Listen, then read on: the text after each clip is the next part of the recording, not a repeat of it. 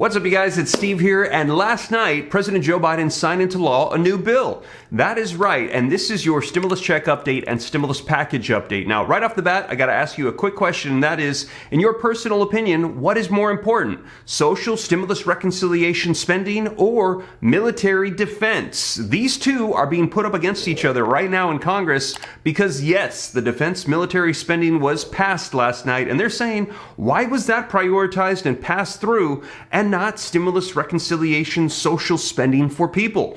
Let me know your thoughts in the comments down below, but take a look. Articles coming out like this. Biden signed $770 billion defense bill. The National Defense Authorization Act passed Congress with bipartisan support over the opposition of liberals pushing for social spending. They're saying, listen, you're going to spend all this money on the military, but you won't do it for people.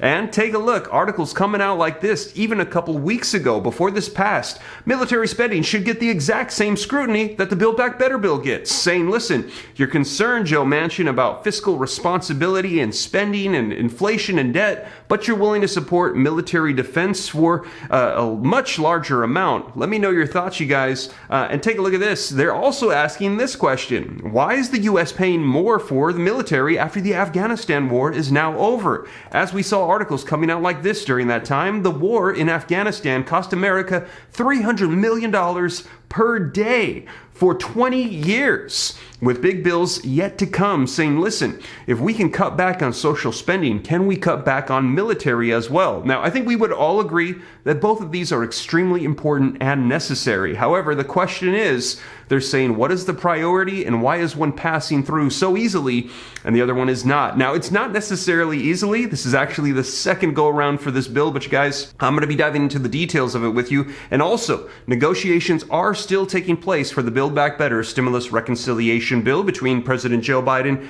and Joe Manchin. As we're still seeing articles coming out like this, there is still a narrow path forward for Build Back Better. This bill is not dead. They're just trying to negotiate to get things done. And we're hearing it's going to be a bill that's going to pass in 2022. But the question is, what will it look like after Senator Joe Manchin has his way with the bill? And we're hearing that one of the things that could get axed is that child tax credit. And I actually just shared a video with you where we heard it reported that West Virginia, where Senator Joe Manchin is from, is the number 7 state in the nation for child poverty. And they're saying, why would he not support more child tax credits? And well, the answer is because he's concerned about debt and inflation and the way things are going with our economy. And he's saying we need to scale it back. So let me know your thoughts in the comments down below, you guys, but I'm going to get you caught up as to what's unfolding. And also, progressives are saying, listen, regardless of Joe Manchin, we got to get this done. Head of the Democratic Progressive Caucus, Pramila Jayapal, she's making the push. Take a look at this.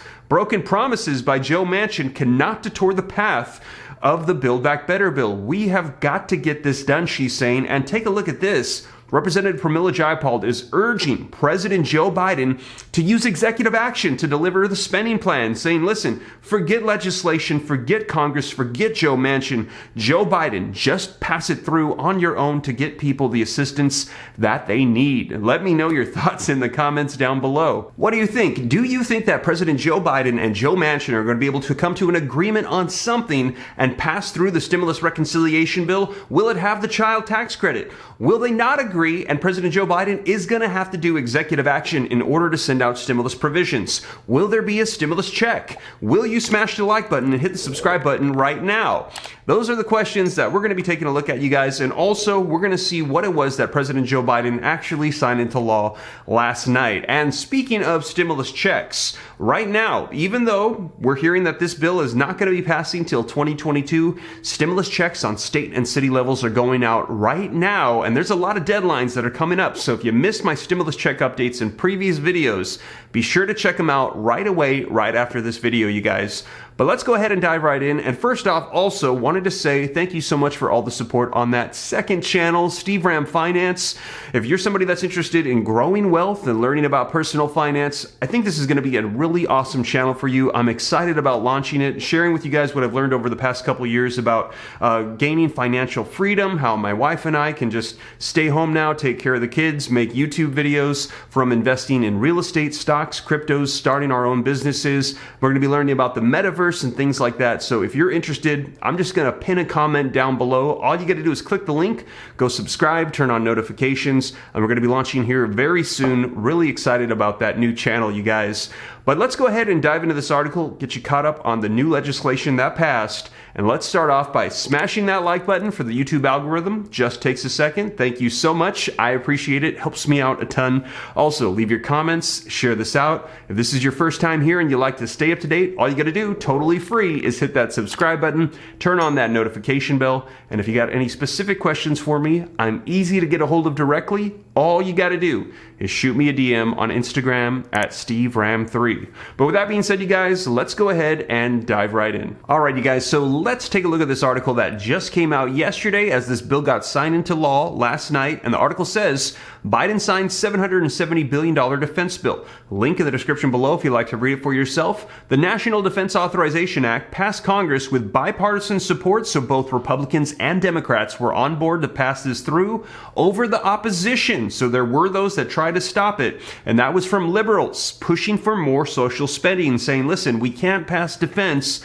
and not pass more stimulus. Now, the article says that President Biden signed a nearly $770 billion defense bill on Monday, yesterday, $24 billion more than he had requested, a setback for anti-war liberals whose efforts to expand social spending through that stimulus reconciliation Build Back Better bill, who have been blocked by Democratic moderates or Joe Manchin and Kyrsten Sinema in the Senate in the name of fiscal responsibility. Now, lawmakers increased spending in almost every part of the military, including new funding to counter China's military expansion, initiatives to bolster the defense of Ukraine, and billions in cash for the procurement of advancements in aircrafts, ships, and high-tech hardware. Now, the bill, the National Defense Authorization Act, also contained a 2.7% pay increase for most service members, a broadly popular provision supported by even dozens of the progressives who oppose the legislation's passage in the House. All right, you guys, and here is where the debate starts. So let me know your thoughts in the comments down below on this,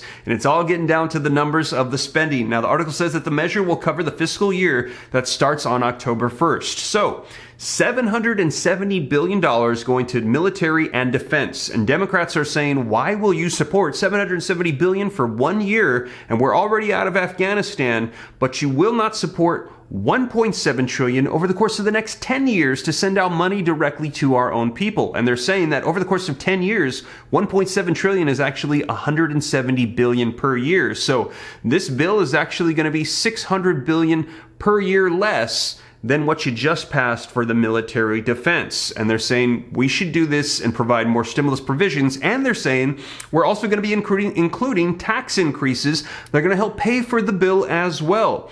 Well, here is the rebuttal to that. Let me know your thoughts. Republicans and moderate Democrats like Senator Joe Manchin are saying those numbers are misleading and are not correct. They're saying that this $1.7 trillion 10-year bill has provisions that only last for about 1, 2, or 3 years. For example, the child tax credit. They're saying that this is only an extension for 1 year. And they said that liberals, they have vocalized and said outright that they think that these provisions are going to help out people, but to make it look less expensive, that they have shortened the duration and only do it for 1 year. They're going to introduce it, hope that people like it, will want to adopt it, and then request and suggest that it be extended out for 10 more years. And they said when you do that, then those provisions become significantly more expensive, and they said that the actual cost of the bill, the number that was released by the Congressional Budget Office, the CBO, was that it would actually add to the debt $4 or $5 trillion. So they're saying that this is actually significantly more expensive than has been led on. Now, let me know your thoughts. Should they still pass this through so we can still get those child tax credits? Should they not extend it out, but pass through what is currently being proposed? Should they nix it altogether, as a lot of people are saying it doesn't even have checks or unemployment extensions, the two top provisions we have heard that help fight against poverty during the pandemic that are not even in the bill?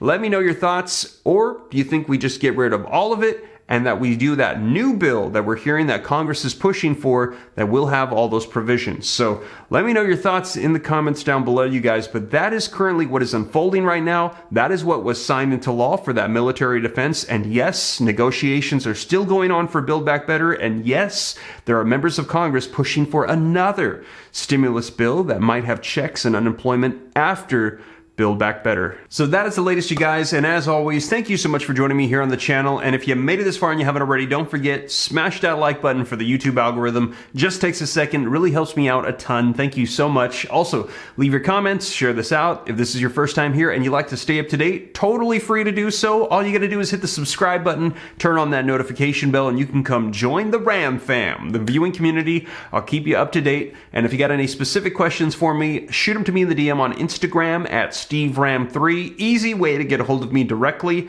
and consider joining that second channel, Steve Ram Finance, if you're interested in learning about growing wealth and personal finance. But with that being said, you guys, thank you so much for joining me once again. I will catch you in the next video. Take care. God bless. Have a blessed new year.